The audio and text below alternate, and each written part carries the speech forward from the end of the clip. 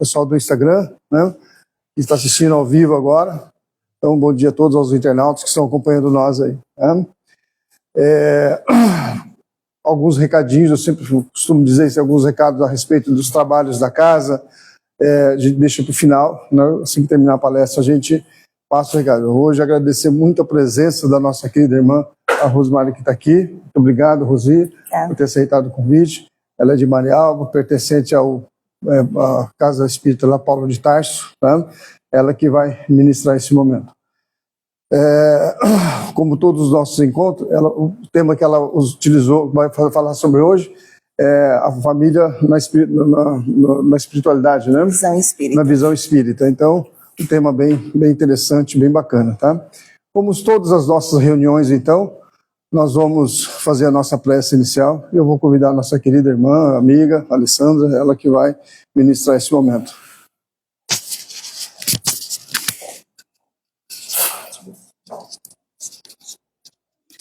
Bom dia a todos, pessoal do Instagram. Então vamos fechar nossos olhos, serenar nossos corações. Iniciamos então pedindo a bênção de Deus Pai, nosso irmão Mestre Jesus, agradecendo a semana que se passou, pedindo as bênçãos para essa semana que se inicia, que hoje nós aqui reunidos possamos estar todos de coração aberto, ouvir as palavras que a nossa irmã vem nos trazer, que ela seja acompanhada, direcionada pelos nossos irmãos da espiritualidade, e que esta mensagem que aqui vamos ouvir toque o coração de cada um naquilo que é necessário para o nosso aprimoramento e nossa evolução terrena. Que todos aqui sejam abençoados, assim como seus familiares, todos aqueles também que se encontram nos hospitais, nas ruas, nos presídios, cada um, com seu merecimento, receba aquilo que seja necessário no momento. Vamos também, então, fazer um Pai Nosso. Aqui, veio agora, né, também, pedindo também a diminuição das guerras, dos conflitos que estamos todos passando, que essa oração, essa nossa vontade de paz chegue também aos nossos irmãos lá de fora. Pai nosso, que estais nos céus, santificado seja o vosso nome, venha a nós o vosso reino, seja feita a vossa vontade, assim na terra como no céu. O pão nosso de cada dia nos dai hoje. Perdoai as nossas ofensas, assim como nós perdoamos a quem nos tem ofendido. E não nos deixeis cair em tentação, mas livrai-nos do mal. Que assim seja.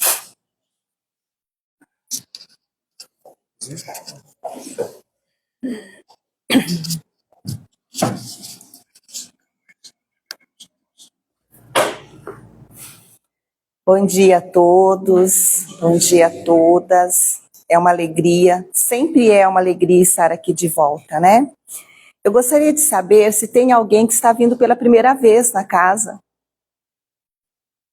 Seja bem-vinda, conhece um pouquinho da doutrina espírita? Bom, a minha fala de hoje é uma retomada de tudo aquilo que a gente já leu, já ouviu, já falou várias vezes, mas sempre muito necessário, que é a visão da família, né? Como que anda a família e como que o Espiritismo entende, orienta essa abordagem. Qual é essa abordagem da família, né? Do ponto de vista da espiritualidade. Então, para nós falarmos sobre família, nós vamos, eu não vou citar aqui as páginas, os capítulos, mas em todas as obras, principalmente nas obras básicas, né, de Kardec, fala-se muito sobre a família e os laços familiares, né?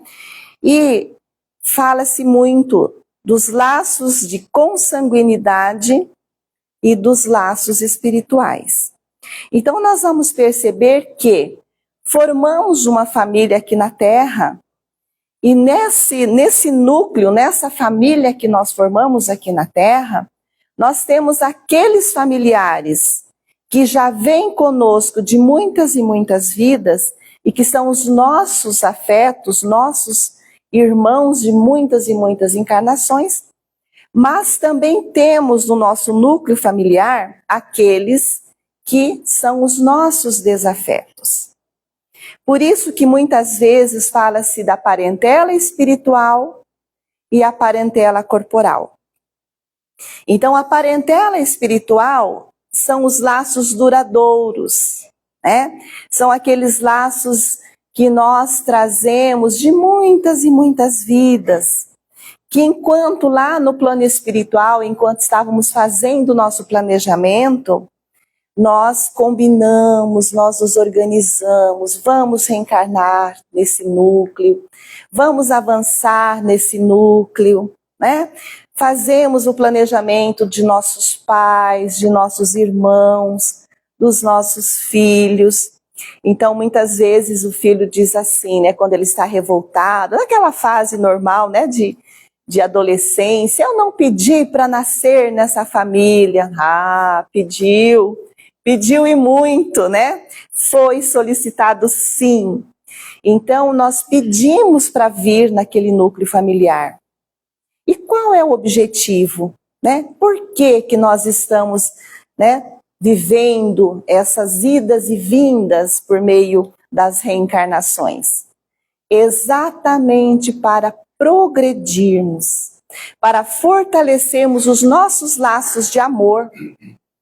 Então, quando nós estamos na erraticidade, lembrando que erraticidade é aquele período em que nós estamos no mundo espiritual entre uma encarnação e outra. Então, nós estamos aqui, voltamos para o mundo espiritual, né? Ficamos esse período na erraticidade. Lá também nós estamos aprendendo, né? Lá também estudamos, também avançamos em conhecimentos, mas é como, né, quando nós estamos fazendo um curso de graduação em que nós temos que fazer os estágios, né? Então, enquanto a gente está lá na sala de aula, aprendendo, fazendo todo aquele conhecimento teórico, é tudo muito fácil, né? Temos aquele olhar, tudo é muito fácil, mas agora vamos fazer o estágio. Vamos aplicar no local de trabalho para ver se a gente sabe realmente a teoria. A nossa vida espiritual é a mesma coisa, né? No mundo espiritual nós recebemos, depois de todo o processo de desencarne, de adaptação da vida espiritual, que para uns é mais rápido, para outros mais demorado. Lógico que levando sempre em consideração o conhecimento que a pessoa tem do mundo espiritual, os desapegos ou apegos excessivos às coisas da matéria.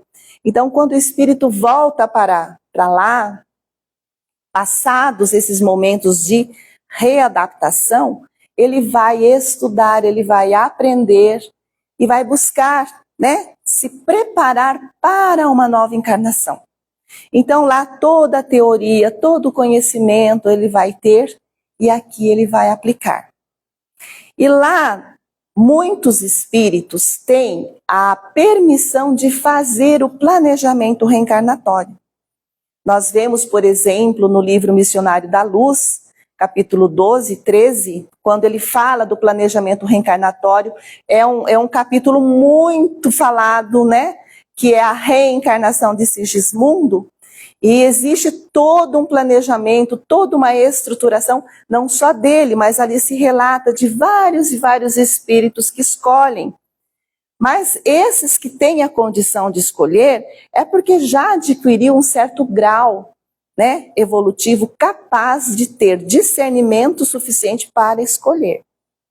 Aqueles que ainda não têm esse discernimento, né, esse conhecimento, os mensageiros, os protetores que todos nós temos, fazem esse planejamento, conversa com ele, orienta ele, né, e ele aceita e ele vem.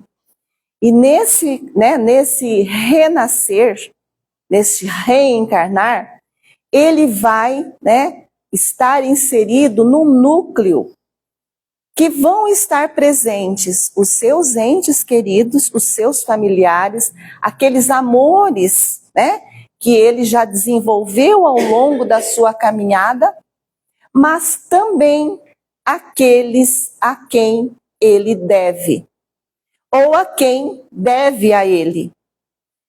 E aí vamos surgir, vamos encontrar os relacionamentos conflituosos, as dificuldades de convivência.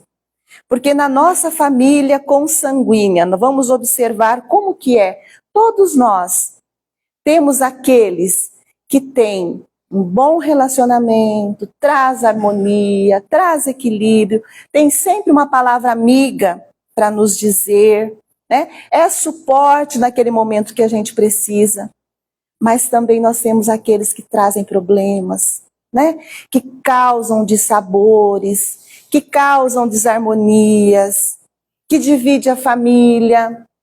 E o que nós fazemos quando isso acontece?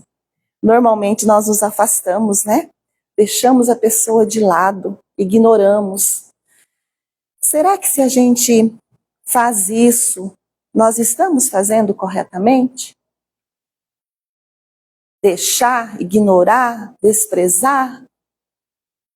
Se nós estamos aqui para corrigirmos os nossos erros do passado, nós precisamos pensar, será que eu estou agindo corretamente? Sentindo raiva da pessoa, vai fazer bem para mim? Vai fazer bem para a pessoa? Ontem, nós, acho que todos aqui sabem, nós temos um núcleo de apoio ao luto na nossa cidade, na casa espírita no qual eu faço parte, né? Esse núcleo, eu já contei várias vezes aqui, né, Jonas? Acho que toda vez que eu venho eu conto, né? Ele existe há 13 anos, né, logo depois da partida do meu filho. Muitas mães começaram a me procurar para querer entender, né, como que é a nossa visão de mãe após o desencarne de um filho. E aí eu resolvi, né, conversei muito com Danilo Luz, e ele me orientou, você pode fazer, faça dessa forma, um grupo de apoio. E nós recebemos muitas mães lá. E ontem nós recebemos uma avó. Essa avó, ela vive o luto de um neto encarnado. Porque ela criou o neto como filho, desde pequenininho, né, que a mãe deixou para a avó criar.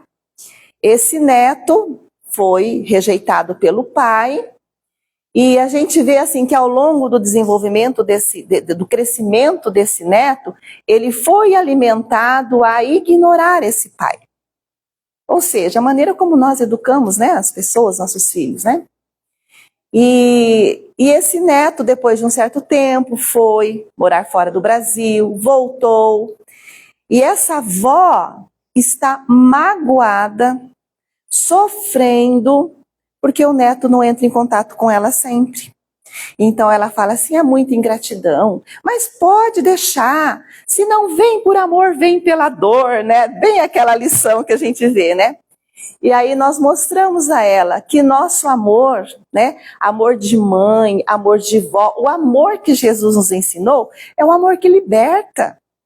Que bom que ela criou um neto de uma boa índole, um rapaz trabalhador, um rapaz que nunca deu problema, ela conta assim, né?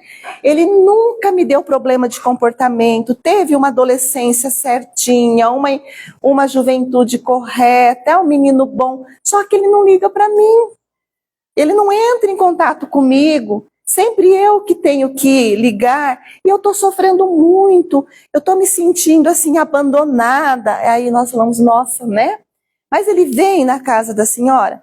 Vem de vez em quando. Então veja que, né, nesse sentido ela está vivendo um luto de um neto que está ali.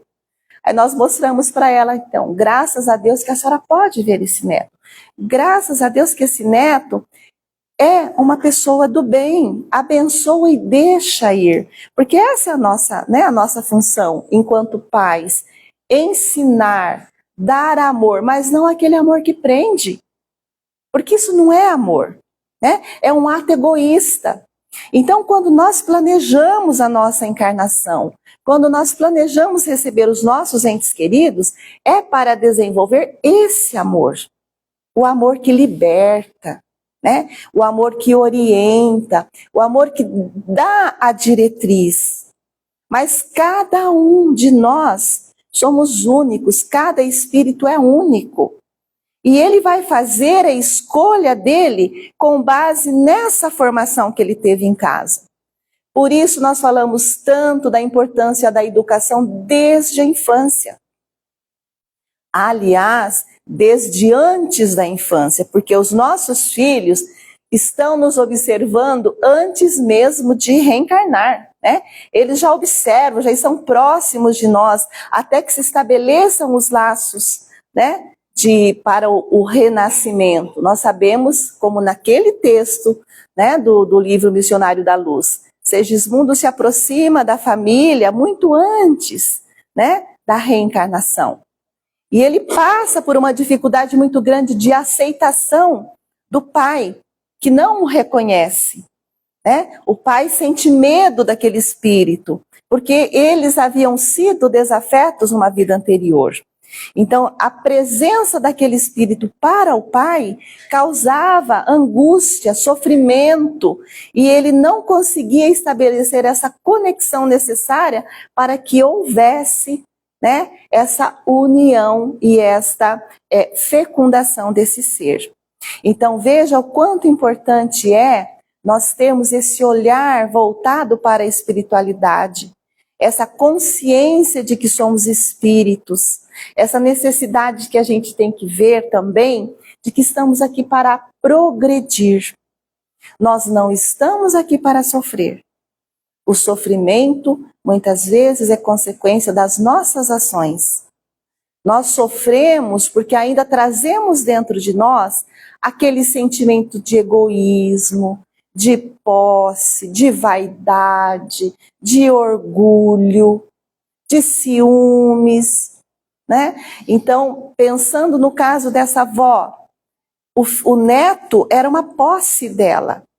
Então, quando o neto saiu e foi viver a vida dele, ela se sentiu assim, né? Sem aquele objeto que ela tinha como posse, que ela controlava. E não é assim. Então veja que muitas vezes nós precisamos ter essa consciência. E que aqueles que vêm por meio de nós, por meio daqueles que estão à nossa volta, são espíritos. E espíritos que já têm uma bagagem espiritual. Hoje nós vemos muito, eu sou professora, né? Nós vemos muitas crianças que estão, né, na sua fase aí dos 4, 5 anos para frente. 4 anos. Crianças extremamente autoritárias, que não aceitam comandos, que não aceitam seguir regras de jeito nenhum. Eu tive uma aluna ano passado que nós tivemos muita dificuldade no relacionamento dela com a professora, porque enquanto a professora estava falando, ela estava imitando, ela estava gritando, ela estava fazendo barulho, e ela dizia assim: eu detesto seguir regras. Eu não sei por que existem regras. Por que eu não posso fazer aquilo que eu quero? Então, uma criança extremamente inteligente, que é o que nós estamos recebendo hoje, crianças extremamente inteligentes, mas que vêm precisando de regras, de rotina, de orientação, porque nós sabemos que nesse momento que nós estamos passando por essa transição que se tanto fala, né, na visão espírita, em que espíritos estão vindo já intelectualmente avançados. São espíritos muito inteligentes que estão vindo, mas moralmente decaídos. E qual que é a função do pai? Qual que é a função da família? Mostrar o caminho certo, direcionar o caminho certo, trazer essa orientação. E muitas vezes, o que a gente percebe com os pais? Essa confusão. Ai, meu filho é tão inteligente, deixa ele fazer tudo o que ele quer. Não é assim. Inteligente ele já é. Não vai ser problema ele aprender. Como a gente percebe isso na escola. Não é problema para eles aprenderem. O grande problema está no relacionamento com os outros. como lidar com as frustrações, como lidar com o não, como seguir. Agora é momento de fazer isso, vamos fazer isso? Agora é momento de fazer outra coisa. E aí é muito interessante que a gente vê assim, quando os pais chegam até nós, eles falam assim, meu Deus, como que vocês aguentam tanta criança, essa barulheira? Eu nem estou ouvindo a barulheira das crianças, que a gente acostuma, né? Aí a gente diz, pois é, pai, nós temos 20 alunos numa sala, nós não encostamos a mão na criança e nós damos a eles a rotina, nós damos a ele as regras. Com você em casa é muito mais fácil, porque você tem uma criança só, né? Então a gente percebe que hoje a nossa sociedade não tem essa consciência de família responsável pela formação e condução e educação de espíritos. Espíritos que precisam desenvolver o amor, desenvolver o respeito ao outro, desenvolver o bom comportamento. E para isso eu vou contar uma história que eu já contei outras vezes, não sei se aqui. Irmão X, no seu livro Cartas e Crônicas, ele traz a história de uma mãe, que essa mãe se chama Sebastiana, que ela durante muito tempo, ela foi casada durante muito tempo e ela não tinha filhos. Então ela tinha uma dificuldade muito grande em entender que ela não tinha filho, ela queria um filho, pelo menos um filho. Marido, uma pessoa muito trabalhadora, um homem muito honesto, né? Muito correto. E durante muito tempo eles juntos oraram e pediram a Deus a bênção da maternidade, da paternidade. E veio um filho. Esse filho nasceu e era a alegria para eles. E desde o princípio da vinda dessa criança, a mãe idealizava esse filho como um reizinho. E tudo estava para aquele reizinho. Tudo era para ele. Então, conforme ele foi crescendo, ele maltratava animais, ele jogava pedra no quintal, na janela dos vizinhos. Quando os vizinhos vinham reclamar, ela se voltava contra os vizinhos. Imagina, ele é uma criança, você não vê que ele é uma criança? E essa criança cresceu, foi para a escola.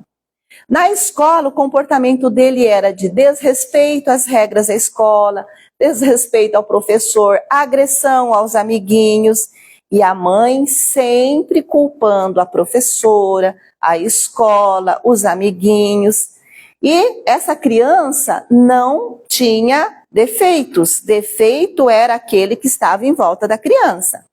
E assim o menino foi passando de escola em escola, escola em escola, crescendo, e até que ele foi expulso e não podia mais estudar, né?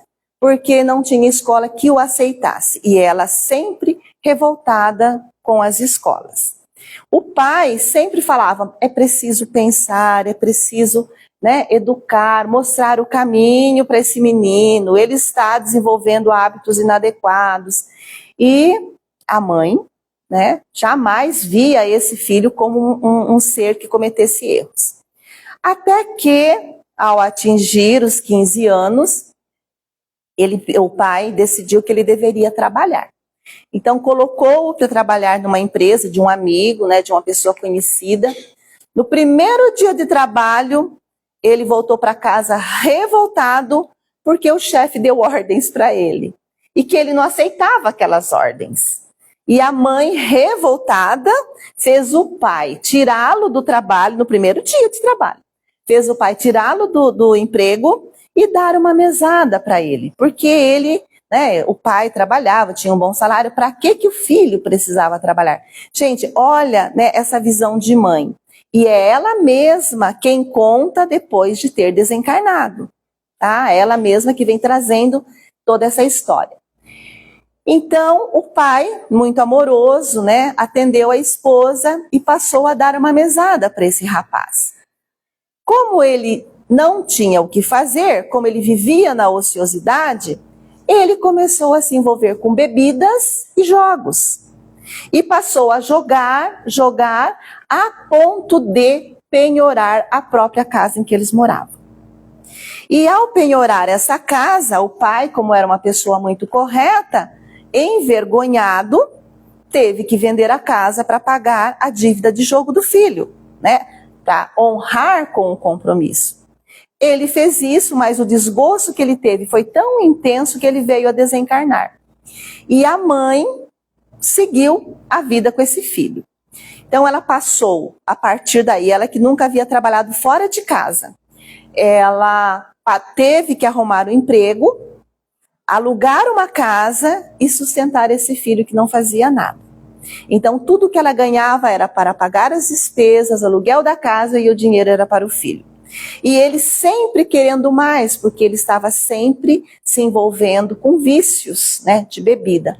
Até que um dia ele chegou e a mãe não tinha o suficiente que ele queria, ele a agrediu. E ela ficou tão machucada que teve que ser internada. E a partir daí, né, depois que ela sai do hospital, ela não volta mais para aquela casa, ela foge e vai morar com uma amiga num bairro distante, escondida para não ter contato com o filho, porque ela passou a ter medo das agressões do filho.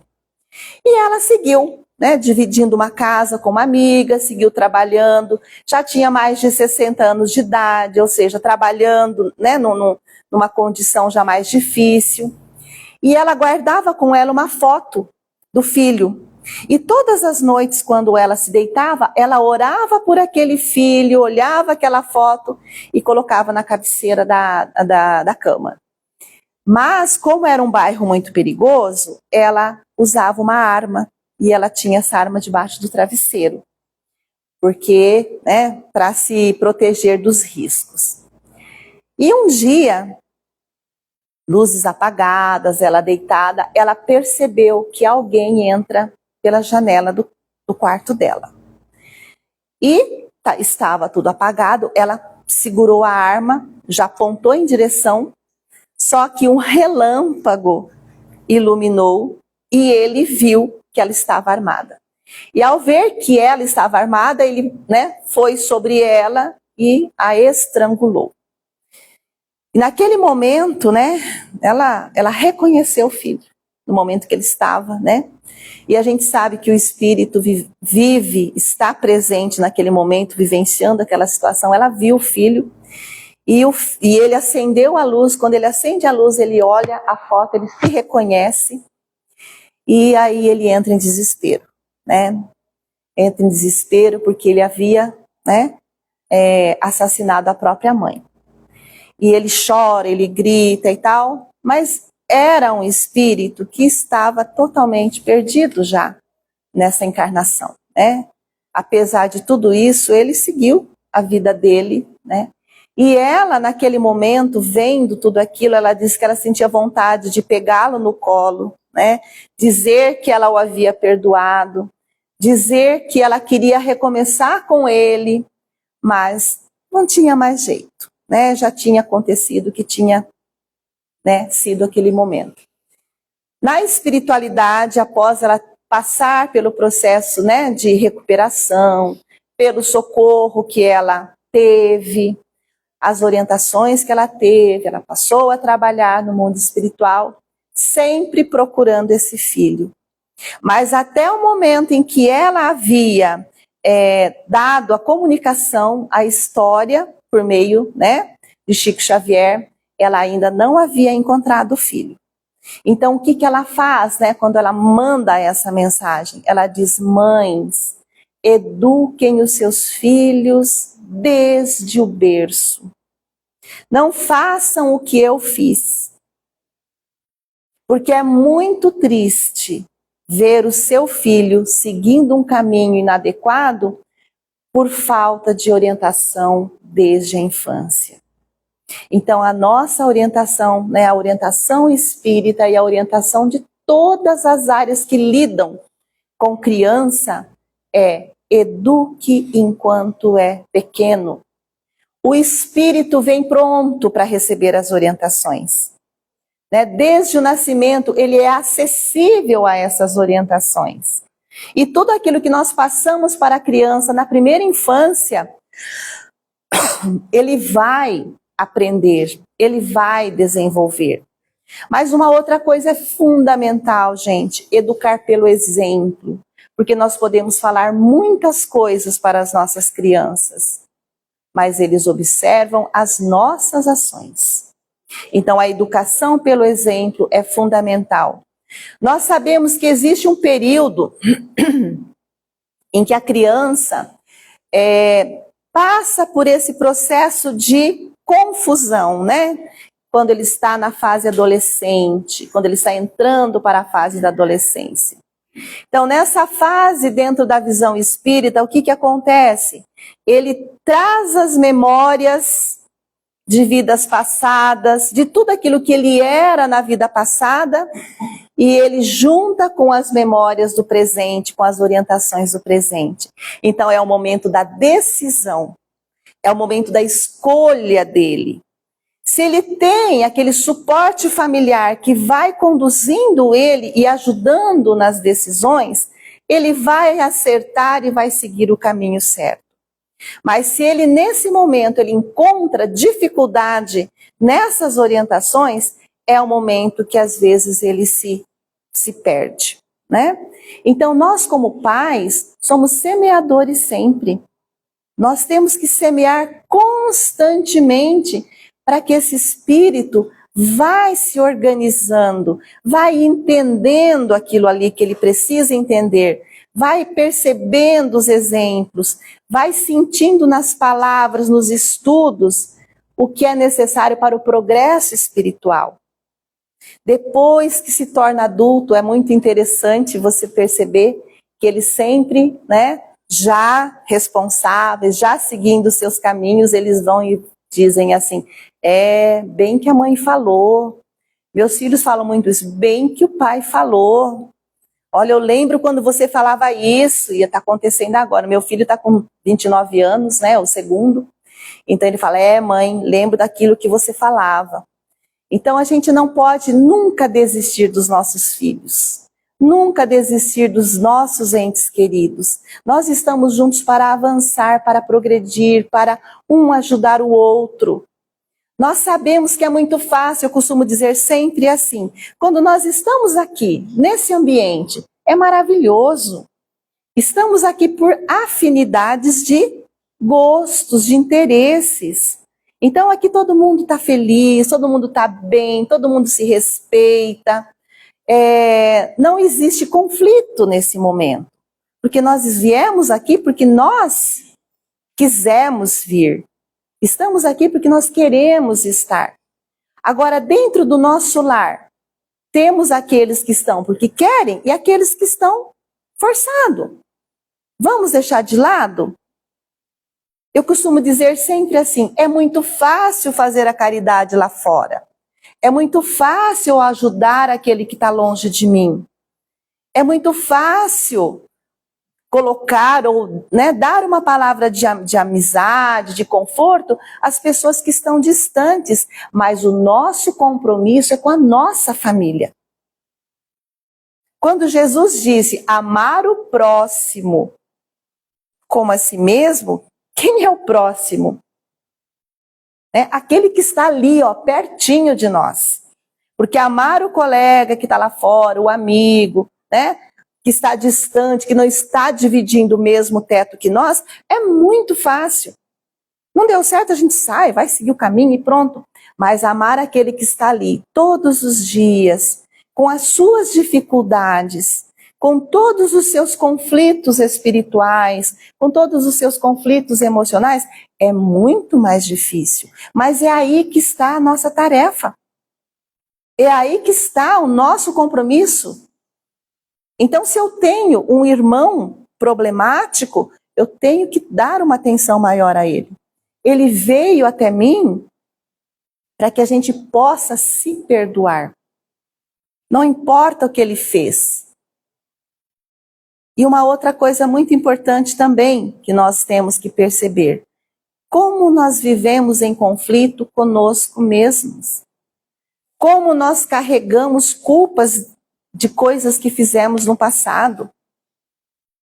Como nós carregamos esse peso da culpa.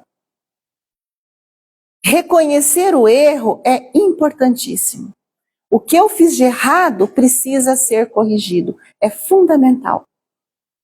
Mas ficar culpando, né? Ficar carregando esse peso da culpa vai fazer com que a gente não avance. E aí nós temos um número tão grande de pessoas com depressão. E por quê? Né? De uma forma bem simples, costuma-se dizer que depressão é excesso de passado. Então eu fico, por que eu não fiz isso? Por que eu não fiz aquilo? Por que eu falei isso? Por que eu falei aquilo? Já falou, já fez.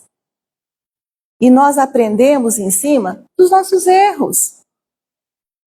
É através dessa nossa caminhada de tropeçar, cair, se levantar, que nós vamos seguindo.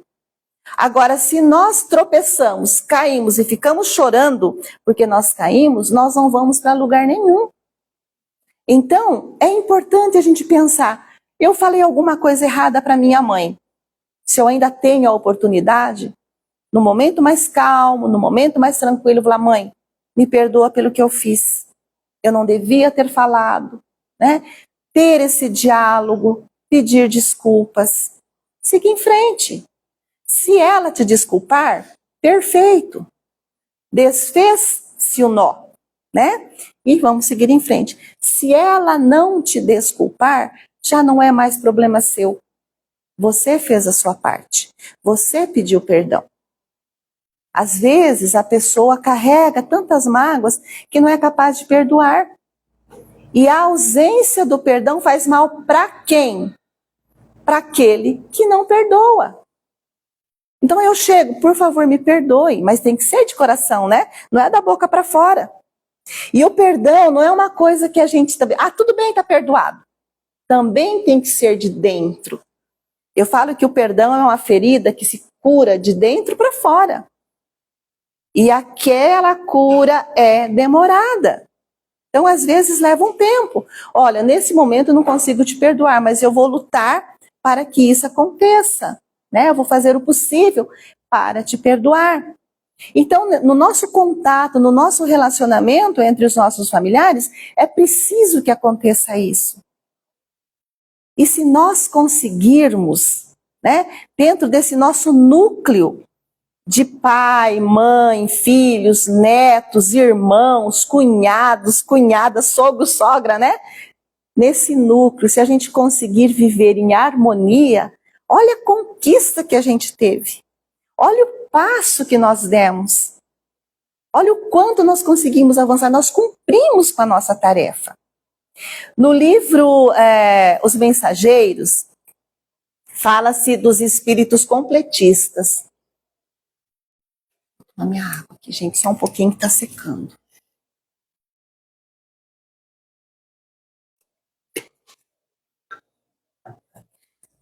Então, ele fala dos espíritos completistas. O que são os espíritos completistas? São aqueles espíritos que vêm para a Terra com um planejamento reencarnatório, que todos nós temos, né? Quando eles chegam aqui na Terra, eles têm uma tarefa a desenvolver. Não importa a tarefa que ele tenha que desenvolver. Mas ele vem e ele desenvolve essa tarefa corretamente. Então ele volta para a espiritualidade no tempo programado, né? Nós temos o nosso tempo programado de vir e de retornar. Uma tarefa a desenvolver. Então ele volta para a espiritualidade com este trabalho, com esse compromisso assumido e desenvolvido. Então esses são chamados os espíritos completistas. Não pensem que são os grandes missionários. São pessoas da sociedade que às vezes a gente nem percebe que está ali. Mas que cumpriram com a tarefa deles. E eles completaram aquela tarefa que eles vieram viver. São pouquíssimos os espíritos completistas. Pouquíssimos. Porque nós encarnamos com o nosso compromisso. Planejamos certinho, a gente vem super animado. E mais interessante ainda, que lá a gente escolhe provas maiores do que a que nós estamos praticando agora. No plano espiritual, a nossa visão é uma visão mais, né, mais clara, mais, né, então a gente vai, não, eu vou escolher porque eu quero pagar o que eu devo, eu tenho que resgatar esses débitos e tudo mais. Só que os nossos orientadores falam, não, vamos cortar, né? Você escolhe lá 100% de prova, ele reduz lá para uns 10, 20%, e a gente está aqui reclamando com esses 10% de prova que nós escolhemos.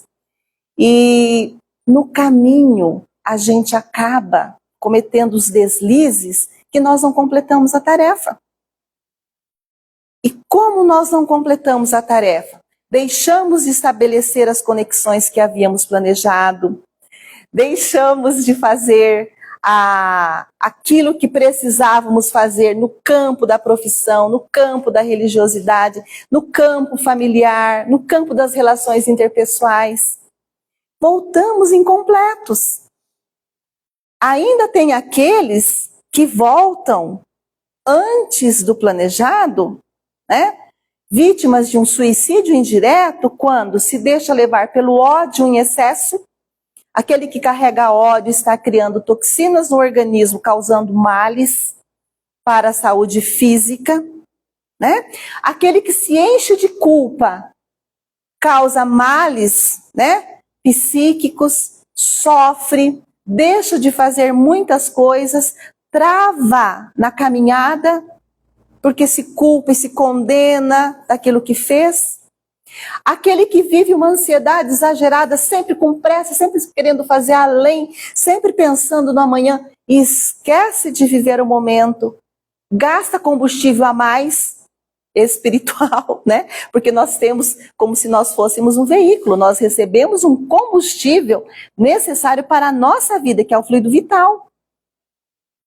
E esse fluido vital, ele vai estar em nós no tempo certo que nós programamos para virmos e voltarmos. Então, quando nós nos carregamos, né, de todo aquilo, daquele peso desnecessário, quando a nossa mochila está carregando pedras, o peso é maior, o combustível nós gastamos mais, e aí nós vamos sofrer mais. E vamos voltar antes do tempo, né? Quando nos enchemos de vícios, né? Bebida, álcool, alimentação excessiva, ociosidade, maledicência, inveja, tudo aquilo que faz mal para a nossa caminhada. Como é bom a nossa mochila estar leve. Tem um senhorzinho que faz parte do nosso grupo de sábado que ele fala, não carregue a mochila de ninguém, carregue a sua mochila. Mas também não coloque pedras na sua mochila. Então, o que são as pedras na mochila que eu estou carregando? Né? São aqueles sentimentos que não foram ensinados por Jesus. E o que nós estamos aqui para desenvolver? O amor ensinado por Jesus, exemplificado por Jesus.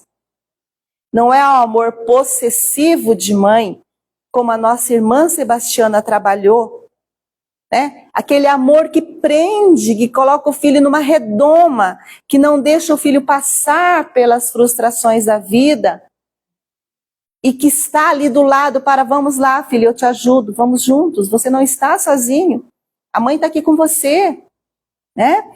Orientar, amparar no momento difícil, dar essa segurança de que ele está passando por provas, que ele tem que vencer essas provas, mas ele não está sozinho, como nós não estamos sozinhos.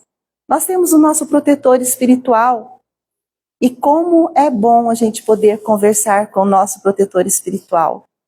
Como é bom naqueles momentos difíceis você falar assim, mãe, fica comigo. Eu costumo dizer isso, né? Porque eu tenho a sensação, nunca vi, mas eu tenho a sensação de que minha mentora é uma mãe para mim, né? Então eu falo, mãe, não me deixa sozinha agora, por favor. Já que eu tô nessa, me ajude, me dê as palavras certas, me oriente no caminho certo. Agora eu assumi uma outra responsabilidade lá na minha cidade, né? Eu estou como secretária de educação da minha cidade. Eu falo assim, eu que estava pensando em me aposentar, dando aula para as crianças de segundo ano, terceiro ano, veio essa responsabilidade. Eu falei, mãe, você que decidiu, então me ajude aí. Não me deixa sozinha. E eu me sinto amparada. Todos nós temos o nosso anjo protetor, né? Nós sabemos que eles estão conectados conosco o tempo todo. Então, na dúvida, na incerteza, se recolha. Peça orientação, peça sabedoria. E as palavras vêm, a intuição vem, e nós vamos sentir esse amparo. Então, que a gente possa, tirando as pedras da nossa mochila, olhando para os nossos familiares com amor, independente da maneira como eles olham para nós. Não importa se eles não nos amam, o que importa é nós amarmos a eles. Porque fazendo isso, nós estamos vencendo a nós mesmos. Porque lógico que dentro desse contexto, dessa visão familiar, nós, espíritos individuais, reencarnamos para viver em coletividade. Mas o nosso progresso é individual. Se eu consigo vencer a mim mesma, se eu consigo superar as minhas dificuldades, eu já estou avançando. E se eu melhoro, à minha volta tudo vai melhorar. Então, primeiro, né, para que eu possa amar o próximo, vamos entender lá aquela mensagem: amar a Deus acima de todas as coisas e ao próximo como a si mesmo. Se eu não me amo, se eu não tenho reconhecimento por mim, como que eu vou amar o próximo? Amar o próximo como a si mesmo. Então, se eu não exercito o auto-amor, como eu vou amar o meu filho? Eu vou descarregar no meu filho as minhas frustrações, as raivas que eu tenho de mim mesma. Eu vou descarregar no meu irmão, na minha irmã, no meu esposo, na minha esposa, as minhas frustrações. Aqueles problemas que eu vivi lá atrás e que eu não consegui resolver. Então, por isso a importância do auto-amor. À medida que eu me amo, eu vou amar o outro. E quando eu amo o outro, eu vou ser capaz de amar a Deus. Porque eu estou aqui comigo mesma, o próximo está aqui. E Deus, que eu não vejo, mas eu sei que Ele existe. Como que eu vou amar o invisível se eu não consigo amar aquilo que está pertinho de mim, que sou eu mesmo? Então, olha quão importante é nós trabalharmos esse conceito, né? Esse olhar de família na visão espírita. Não importa como é aquele que está à minha volta. Ele veio comigo porque é necessário, e é necessário para desenvolvermos o amor. Não importa e não é necessário a gente saber o que eu fiz para ele, o que ele fez para mim na vida passada. Se nós já temos o esquecimento dado por Deus, é porque a gente não tem a necessidade de saber. Se nós soubéssemos, nós teríamos vergonha, e aí seria mais difícil ainda a gente avançar. Então, quando a gente não sabe, é mais fácil desenvolver a afetividade. E é aquilo que Jesus nos ensinou, o amor. O amor que liberta, o amor que deixa ir, o amor que acolhe quando é necessário, o amor que orienta quando necessário, o amor que chama atenção, porque chamar atenção, corrigir é um ato de amor. Se você está vendo aquela pessoa indo por um caminho inadequado, é um ato de amor chamar a atenção, sentar, conversar, pera lá, vamos lá, né? Vamos reajustar, vamos corrigir a rota.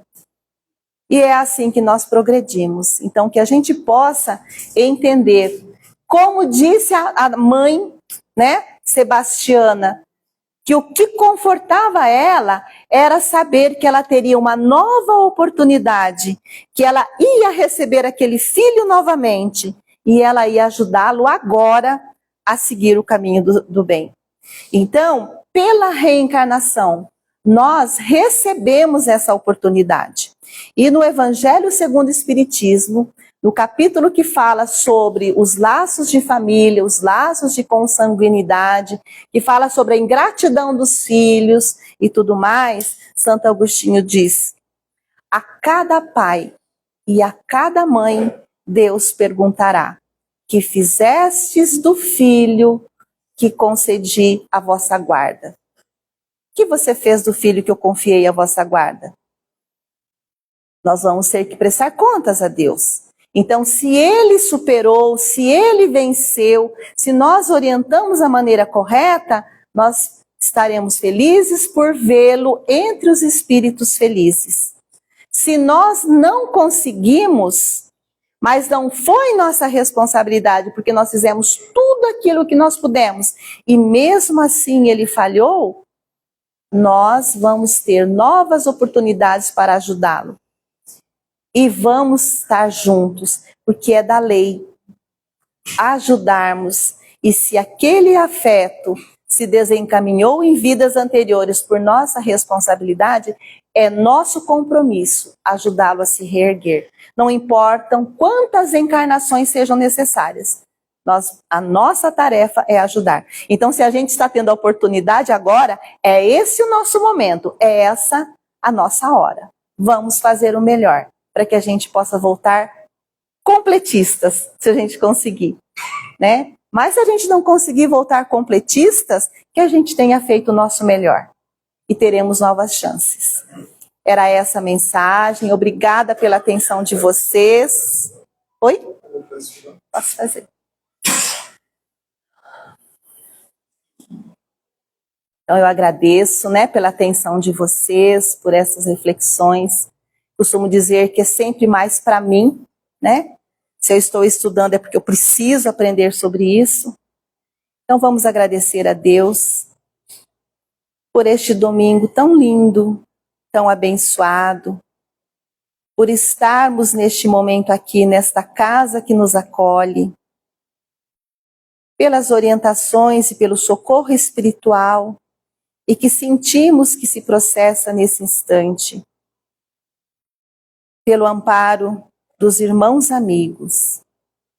Te agradecemos, Mestre Jesus, por todas as oportunidades que o Senhor nos oferece a cada amanhecer. Que saibamos aproveitar, que saibamos viver de maneira correta, de acordo com o que o Senhor nos ensinou. Nos envolva nesse sentimento de paz, de amor, de fraternidade que sentimos nesse instante.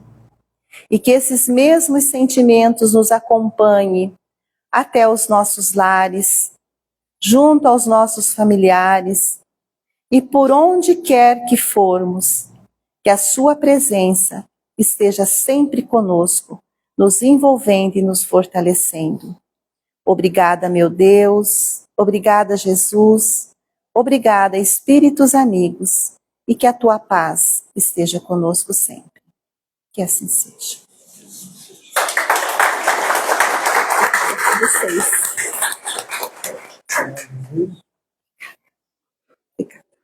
Pode tirar?